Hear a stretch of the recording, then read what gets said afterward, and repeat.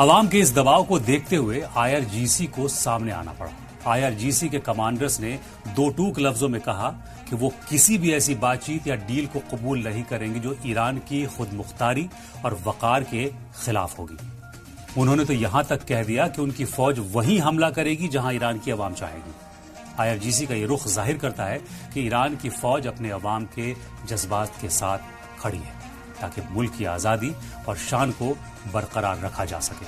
Trump के बयानों का मुकाबला करने के लिए ईरान ने भी मीडिया और जमीनी सतह पर अपनी ताकत का मुजाहरा शुरू कर दिया है। जहां ट्रंप हमला करने की तारीखें तय कर रहे हैं, वहीं ईरान के फौजी कमांडर वार्निंग दे रहे हैं अगर एक भी मिसाइल चली तो अमेरिका के मिडल ईस्ट में मौजूद तमाम ठिकाने राख कर दिए जाएंगे। ईरान का कहना है कि वो जंग नहीं चाहता, लेकिन अगर उस पर फिर से जंग थोपी गई तो वो उसे अमेरिका की सरहदों तक ले जाने की कुव्वत रखता है। ईरान ने साफ कर दिया है कि वो ट्रंप की धमकियों से डरने वाला नहीं है।